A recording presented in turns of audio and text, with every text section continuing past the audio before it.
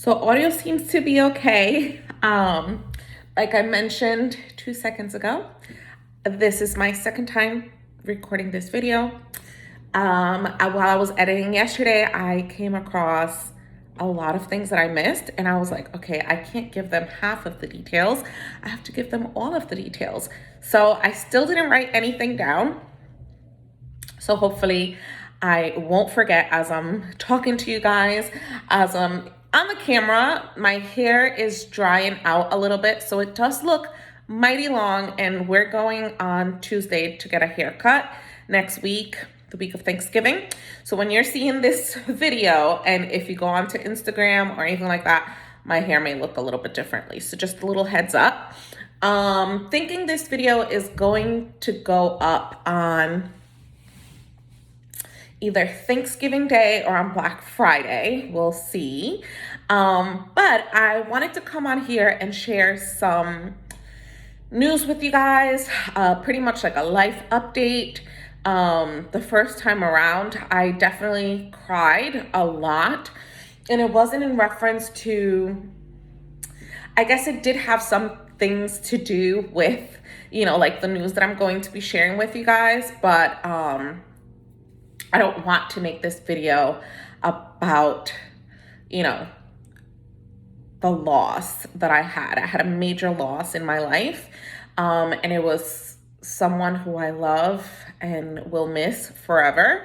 But that's not what I want to make this video about. So, if you're still here, if you're still watching, and you're listening to anything going on in the background, please know that on top of this, because I am a crazy lunatic, I am remodeling our master bathroom right now, and I'm on the first floor, so hopefully it's not that loud, that you guys can definitely hear it, but I hear it, so I have a feeling you're gonna hear it. Okay, so you've made it this far. Thank you so much. I can't wait to share with you guys what we have going on. I'm probably not going to stand up today like I did the first time. Maybe, maybe not. I don't know. Maybe at the end I will. But, okay. Today is Saturday, November 20th, I think. I think it's the 20th. It's 11:56 a.m. and I am 15 weeks pregnant.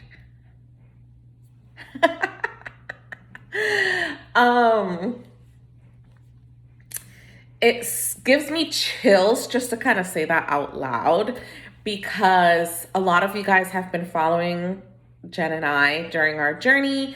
Oh Lord, I can already feel it just starting up right here. But 2 years ago on Thanksgiving, we ended up having a positive, holy smokes. Ooh, okay. We ended up having a positive pregnancy test. And as many of you guys know, as many of you guys know, we lost that pregnancy right when we moved into this townhome. It started out about a week before it actually happened and everything. I tried 2 more IUIs, so I was able to conceive my first child via IUI. And then the following 2 IUIs that I had, they still didn't work, they didn't take.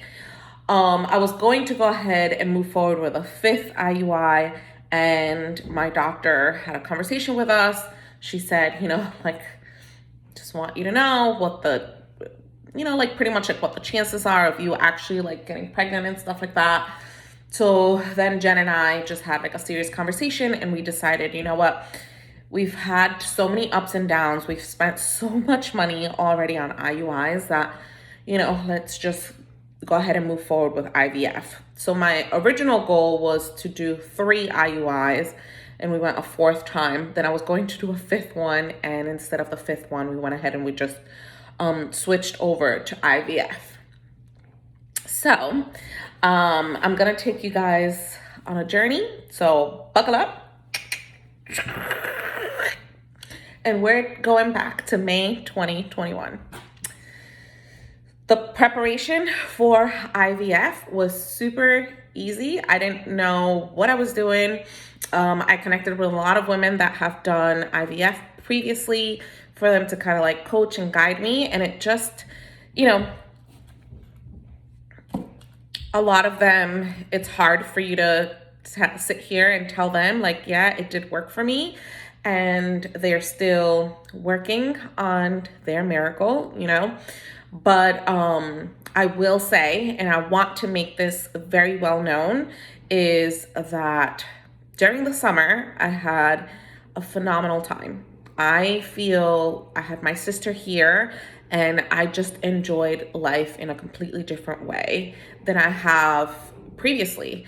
And I just felt super free. I wasn't attached to a job or a position that had me stressed out. I'm working 2 jobs as a contract employee, but neither one are stressing me out. They're both fun to do, and I just love that, you know? I love that, and I think that that definitely helped a lot. But during the egg retrieval process, I also was very, very optimistic and was doing a lot of affirmations and a lot of visualization of, you know, like what I was going to look like pregnant and what it was going to feel like being pregnant and all that stuff. So, you know, could that have been what actually like helped? Maybe, I don't know. Besides science, you know, possibly, but it's what worked for me. So I wanted to put that little bit of a disclaimer there. We're going to talk a little bit about the egg retrieval and that process and the post egg retrieval and how hard it is, or how hard it was on me. I'm not saying that this is what's going to happen to all women. I don't want you to be scared either of doing something like this, because if it wasn't for IVF, we would not be here at all. And I mean that. So we did 15 days of stimulation of the ovaries. And when I went in, the couple of days before the actual egg retrieval, I had about 26 follicles. So that's how they start. They start out as follicles. I had 26 follicles that, you know, they were pretty much in the runnings of measuring according to a mature follicle that they would be able to retrieve. I get to my retrieval. I was not feeling good. The injection, there's one injection, I can't remember. See, this is why I really should have written things down. But there's one injection that you take, and I had to do that as well with IUI, but it's the one that helps release the eggs so you can ovulate. I had to take 2, so one in the morning and one at night.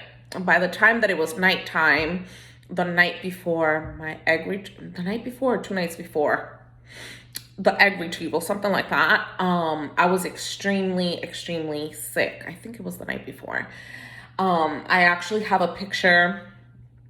I should insert it on here, but I was like super pasty and I had to inject it myself. It was just, it was a lot. By morning time, I still was not feeling good. I was extremely emotional. And I find myself to be an emotional person. Okay, I am literally staring at something outside of my window and it looks like a bird. I think it's a bird and it's moving. But I don't know. So, sorry. Hopefully that didn't make me lose my train of thought. So we get to the clinic. Jen and I are set to be there at a specific time. Holy smokes. So before I even go that far, I have to tell you guys. So, oh, no. I'm on track. Okay. So we go to the clinic. We make it there at a specific time.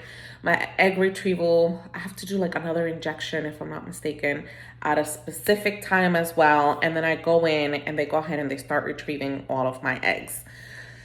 When I'm on the table under anesthesia, like I remember when I was walking there, I was kind of like hunched over because I couldn't really I couldn't really walk. Like I was in pain, but I couldn't figure out like what it was. I felt extremely bloated and ready to explode. Like I'm saying this and I feel like I need to throw up, to be honest with you. So the process was definitely like on another level. IVF, like it's legit, like on another level. So I go ahead, I come out of my anesthesia, and I'm seeing that the doctors, there's like a lot of movement. I'm out of it. There's like a lot of movement going on. Jen is waiting in the car for me. I have like a feeling that I need to go to the bathroom and pee, but obviously like they had a catheter up there. I can't pee. Like I go to the bathroom, I can't pee. And then they tell me, yeah, you're probably not going to pee. It's probably just a sensation that you have to go. And I was not feeling good. Like when color, all of it. Another picture that I can show you after the retrieval, what I looked like. My sister saw me. Jen and my sister switched. So like when I came home, Jen had to leave to go to work. And then my sister left work and came to take care of me and help me around the house with like the dogs and stuff like that. So they prescribed some drugs, of course, and Jen dropped them off. She didn't pick them up until later on at night. And the doctor extremely recommended, she was like, you need to take those pills. And I was just like, I'll be fine. Like I can take anything. I'll be fine. I shouldn't say that I can take anything. I have a high tolerance with pain, I think. So, I went ahead, the day is going by, and I was not looking good. My sister was like, I really think you need to go lay down. And I had not eaten anything either. Like I just couldn't hold not that I couldn't hold anything, like I just didn't feel like I wanted to eat. I was super weak, whatever. So my sister tells me, go upstairs into your room, just go lay down. And I go upstairs, even with my Chick-fil-A bag. I think I had my one fry, because obviously they tell you that in the IVF world, if you have a fry after egg retrieval, because of the salt, it like helps with the post egg retrieval. And also it's good luck. So I went ahead, I did have maybe like 1 or 2 fries when we left the clinic. And then when I got home, I had my Chick-fil-A sandwich there, but I just was not hungry. So I go upstairs to lay down. I'm gonna say maybe for like 3 to 4 hours. I laid down. During that time, my sister checked up on me. She was like, you don't look good. I thought I had like a bad reaction to the anesthesia, but the next day, later on that day, I finally felt better. I'm gonna say maybe around like 5, 6 o'clock in the afternoon was when I was starting to like semi feel a little bit better. So I got up, I went downstairs, I ate my sandwich, finally ate my sandwich that was just chilling in the bag all day. And then I sit down and Jen walks in with like the pills. And she was like, you really need to take this. The doctor said you really, really need to take this. And I was like, no, if I'm not feeling well later on tonight, like I'll definitely take it. That's the route that I ended up going with. But as I stood up, I still could not stand up fully. Like I was fully hunched over, and it was like that the following day as well. So I sent a message to my doctor. So I sent a message to my doctor and I asked her, like, did I have a reaction to the egg retrieval? This was on a Thursday, so on a Friday. I asked her, to like give me a call. I wanted to know like how did everything go, because the embryologist sends you an update of everything, and she ends up telling me that 8 follicles fertilized. So out of 10 eggs that were retrieved, 10 were fertilized. And I was freaking out because one, I initially had 26 follicles to start. And then for them to only have retrieved 10, I was like, what the hell happened? Like, did I have a reaction while she was doing this, whatever. And the doctor responds, but then she ends up calling me and she tells me, she was like, you were probably one of the hardest retrievals that I've done ever. So when I went trigger shot, there you go. So when I went ahead and I gave myself the trigger shot for women, and I have PCOS, as you guys know. So for some women, the eggs are so weighed that they go down, you know, like they look for space as to where to go. My eggs, or ovaries, they decided to go up into my stomach. So when I'm laying down, the doctor is trying to retrieve the eggs and she can't even get in there. She was like, Mary Alice, I couldn't even, in the beginning, she couldn't even get one, you know? And she said she had to have her entire team kind of like sit there and push my ovaries down so that they could make it to where they needed to be, and then for her to be able to retrieve. And she ended up retrieving a total of 18 out of 26. She retrieved 18 out of 26, but only 10 of those 18 were mature, and 8 of those 10 fertilized.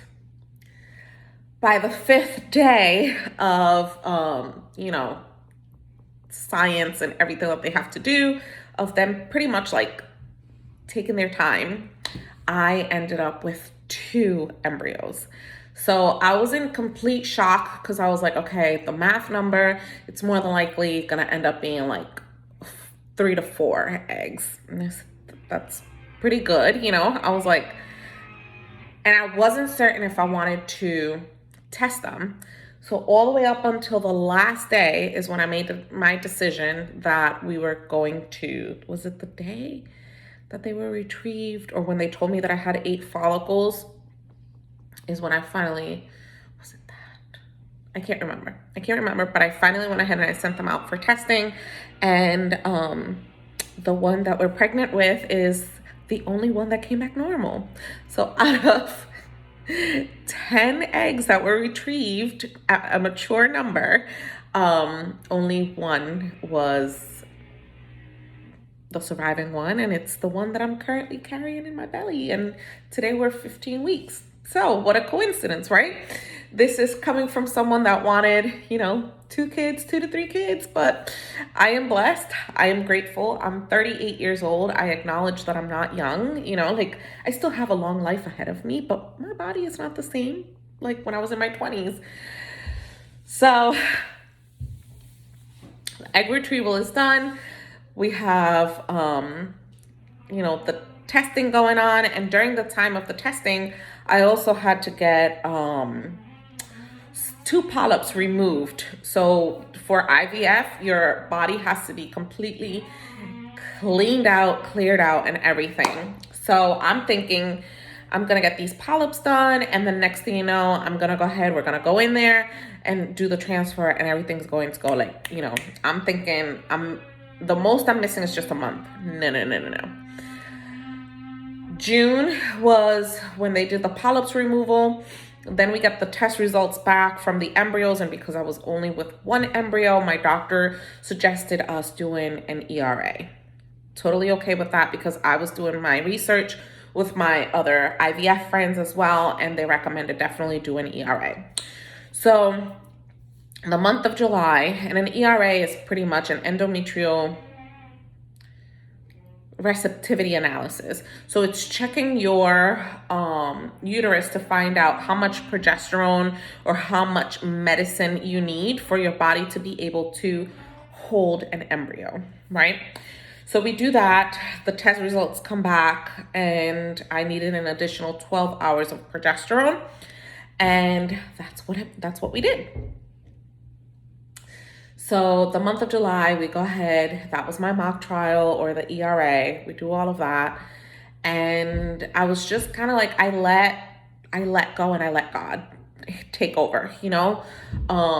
During that month, I was definitely having a good time, or those months, I was definitely having a good time. I was enjoying the summer. Like I'm telling you, it was one of the best summers that I've had in such a long time.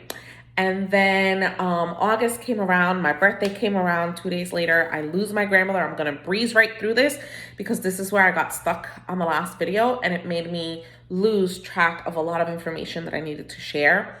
So I lost my grandmother. My grandmother was the person that raised me. I love her tremendously. I miss her tremendously, so I don't want to let that information not be told. But, you know, 2 weeks after that is when we had our transfer.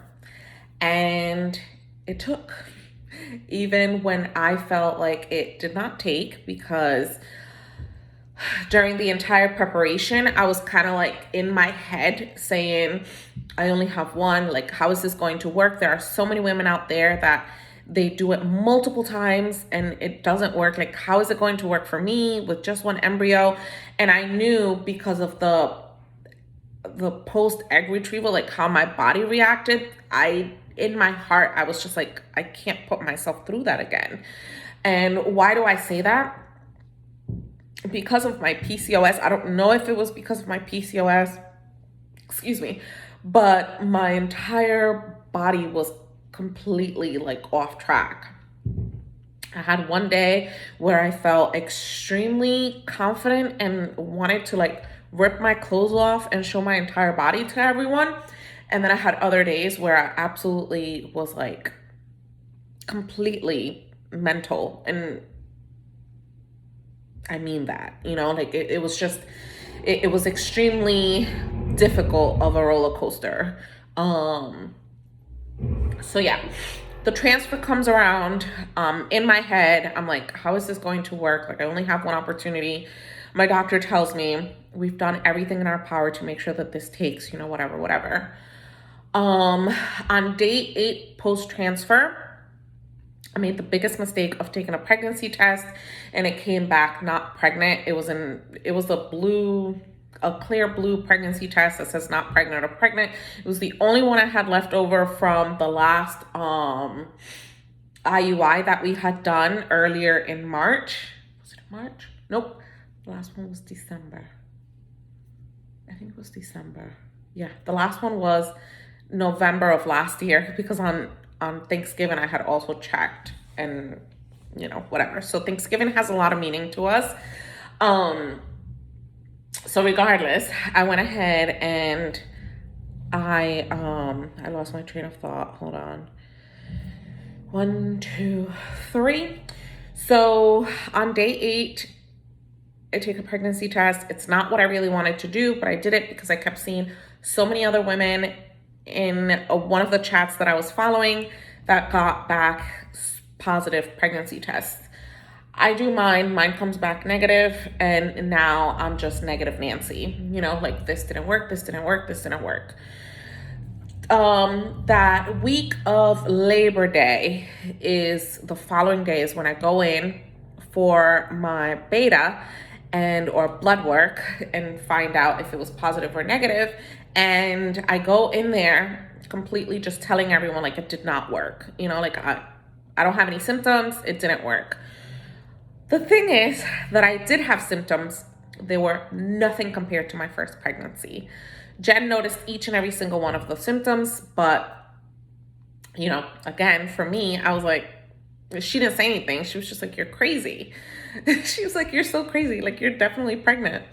And the day that they call me back with the beta results, and I literally answer the phone, they called me at 1:45, and right at 1:30, Jen had just given me my progesterone shot. And I remember telling her, I really hope that this is so worth it, because progesterone shots are extremely painful. I stopped them a week ago, and my butt cheeks are still bumpy, lumpy, and hurt. Okay, so yeah, I sit there and I just kind of like rub them to try to like get them to soften and be back to normal, but it's okay because I got my little one in here. So on Wednesday I go ahead and I get to see them, or I get to see it. And I say that because we're not going to find out it's their gender until they're born.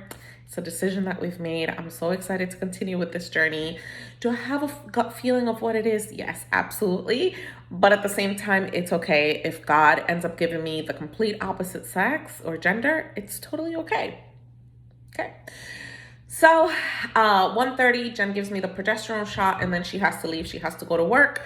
1:45, I get the call from the clinic. And the clinic, it's my nurse practitioner, and she's like, hey, I have your beta results. And I was like, I've been waiting for this call all day. I was like, I'm super nervous. Let me have a seat. And I say, let me have a seat because in my mind, it was negative. Like the test result was going to come back negative, you know, like so crazy, like how we just, whatever. So, I go ahead and I tell her, I sit down, I grab a pen and paper and I tell her, hit me. And I said, hit me because I was ready to hear the word, it didn't work, you know? Um, and she says, I have your beta results and it's positive. It's at 182, which obviously like that was a little bit lower. So I think that my implantation may have been a little bit later, which is why my numbers were so low on day 8 and the results came back as not pregnant for that pregnant at-home pregnancy test. But we did multiple, you know, like check-ins to see. Each beta kept doubling, tripling, which was so good. And then we got to week 5. We got to week 5, 10 weeks ago. I can't believe this, but we got to week 5. It was a Friday, exactly like the first pregnancy, and I started bleeding. Out of nowhere, just started bleeding. We go to the doctors. The doctor sees the baby's there. Everything looks good, you know, like there's nothing wrong. I go home, I put myself pretty much on bed rest, like complete bed rest, not doing anything, not touching anything, not picking anything up. Like that was just what I chose to do. And then I go into work on Monday, I think it was. And I end up lifting a couple of things and working normal, you know, like normal. I had not said anything to my boss just yet or anything like that. And then the following day, I bleed again. So it was like I took Friday, Saturday, Sunday. Monday, I go into the office, do some work, bleed Tuesday, go back to the doctor's. Doctor says everything is fine. And then I'm not scheduled back until week 9. Was it week 9? Yeah, week 9, which was when I was also supposed to be graduating from my fertility clinic. And she comes across a subchorionic, was it? No. I'm going ahead of myself. So that was week 6. So I turn a new week every single Saturday. So week 6, it was like 6 weeks, 2 days is when I have another bleed. And that's when the doctor comes across a subchorionic hematoma. And she sees it. It was fairly big, you know, and that's what was causing for me to bleed. So they're going to keep an eye out for me. Was that on week 6? I feel like it was week 7. I'm sorry. I'm mixing up my dates, but I feel like it was week 7 that I went back during my scheduled time to go back into the office. And she notices that I have the SCH or subchorionic hematoma. Once again, I'm scheduled to go back 2 weeks later, which is week 9. And that's the week that I'm supposed to be graduating. And she notices that the hematoma, so what I did was, again, off of my legs, barely doing anything, on the couch. One of those weeks I had to stay home from work, so I was working from home and I was literally like taking it extremely easy. And then on week 9, when I go in, which was my graduation, she goes ahead and we noticed that the hematoma went ahead and it shrunk. It wasn't fully gone, but it shrunk. And then that week or the week after, no, the following day, I go into my OBGYN. So I scheduled my appointment with my OBGYN immediately. He knew it was IVF, but I didn't tell the front office because if you tell the front office, they make you wait. I think it's until you graduate from the clinic. And obviously, like I had already graduated, but I didn't feel like telling them. So regardless, I go into the doctor's office. Week 9 was when we heard the baby's heartbeat. Sounded great. I go into my OB. he hears it, everything looks great, you know, whatever. And then I go back week 11. I went back week 11. I think week 12 as well. And we did the NIPT test. Everything came back normal. I sent out and I specifically asked them not to check the gender. That I didn't want to know the gender, and they didn't. So, you know, that was good. And then on week 12, 3 weeks ago, I had another bleed. That was scary because it was probably one of the biggest bleeds that I had, and it was the biggest clot that I had ever passed. So that one I'm still nervous about.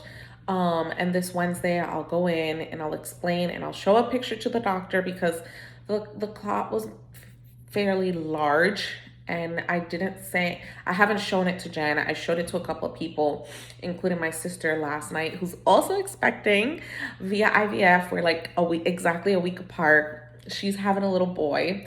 So last night I showed the picture to her and her husband, and you know, it's nerve-wracking, you know, but a friend of mine did lend me a baby Doppler, and we have found the baby's heartbeat, so everything is going well so far, and I pray and hope that it continues that way all the way up until, you know, it's time to give birth, which I am praying and hoping that it's by like 40 weeks. Woo! Okay, I think the baby just like kicked. I just felt something, but it was like, I feel like I have been feeling the baby since I was 13 weeks, but not like a lot. Just since like yesterday, I'm feeling a little bit more. And people say it should be like butterflies or like popcorn popping, but it doesn't feel like that. It just feels like something. It's like a poke. I don't know. Okay.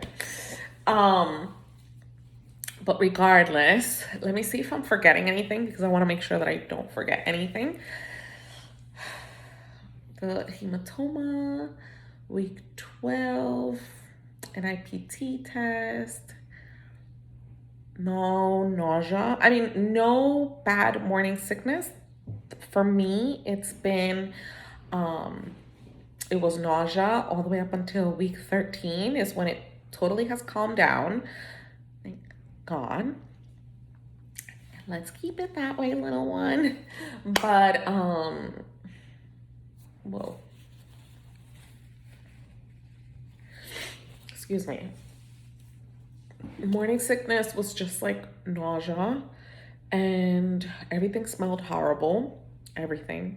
I mean, like everything. I could smell everything. I checked today, and I finally, now that I'm in the second trimester, I have officially gained 2 pounds. I didn't gain any during the first trimester, but I've gained 2 pounds. I'm happy about that. My belly seems big. To me, it seems big, but I'm working on that. My nose has changed. It's kind of gotten like a little buttony area right here. Super nasally. I'm like, so like, I've avoided being on social media because I feel like because I notice my nose, somebody else that doesn't know that I'm expecting will notice my nose. And I feel like they'll immediately be like, oh, she's pregnant, you know, like something's off with her, she's pregnant. But whenever I do go on, it's either with like my glasses and honestly, like I've just stayed away from social media. After my grandmother passed away, I put my first dog down, and then my aunt passed away like a week, within 2 to 3 months. All of this happened. So I was just like, you know what? Like I mentally could not handle social media. So here I am giving you an update.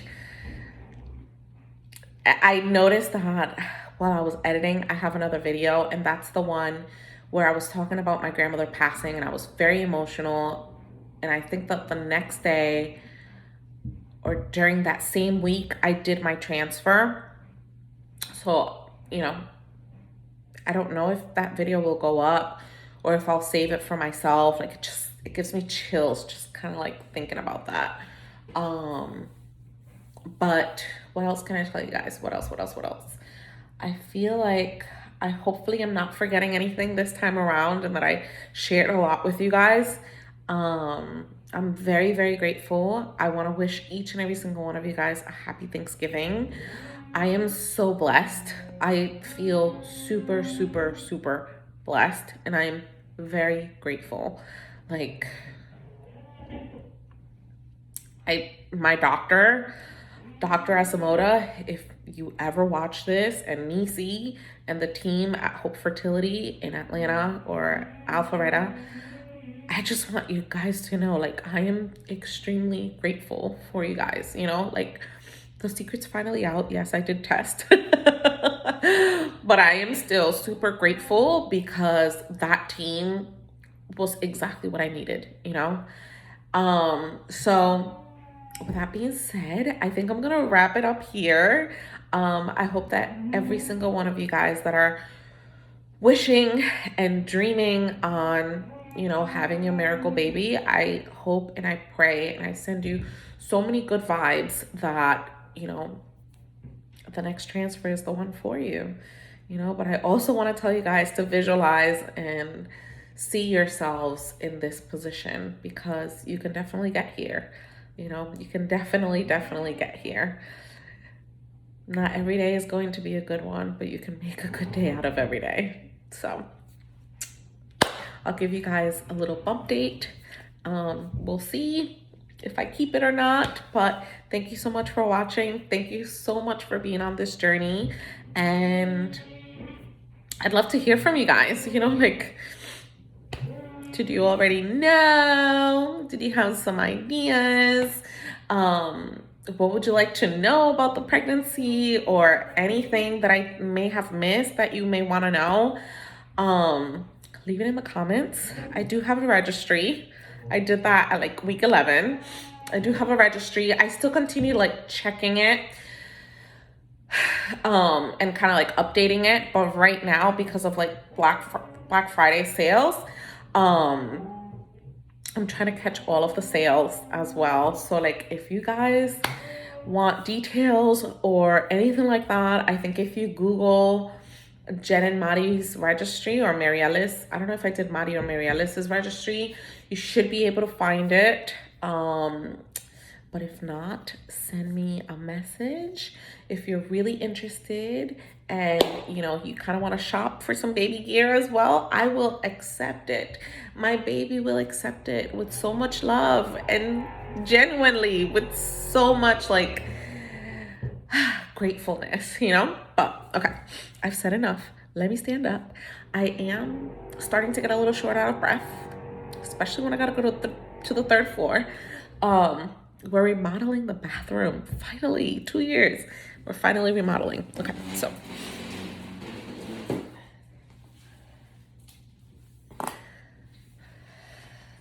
All right, so yeah, you can't really see it today because I have this like huge, let's see. All right. So there we go. Here's my belly, my bump date. We're 15 weeks, and there we go. I had a pretty fitted dress yesterday, and I feel like maybe that's the one that I will post on here, so you guys can get a better view or idea of what the bump really looks like, because I feel like we're big. Sorry, baby, but we're up there. Even though I've only gained 2 pounds, like I definitely feel like I'm huge. But obviously, like, I knew all women's pregnancies are different. Everyone's body is different. I just have to accept what God, you know, and God, please know, I'm very grateful. I'm very, very grateful. Don't get it twisted. I'm grateful, you know. I knew I knew IVF was going to be my last resort, and my first thing I remember telling my doctor was, I'm scared. I'm scared. I don't want to gain weight. So vain. But I mean, obviously, like we all know, I shouldn't say that I didn't want to gain weight. I just knew that IVF was going to make me gain weight on top of what you gain on your own, you know? So that's what I was afraid of. Once again, thank you so much for coming on here. Thank you so much for watching. I truly hope I haven't forgotten anything and I gave you all of the details. But if I missed anything, or if you want to know anything, leave me a comment, share this video, because we made it. We officially made it. And I didn't cry. I got teary-eyed, but I didn't cry today. So we're doing good. Thank you so much for watching. From the bottom of my heart, thank you so much for being here. I can't wait to see you guys, all of your reactions. And yeah, I'll talk to you guys soon.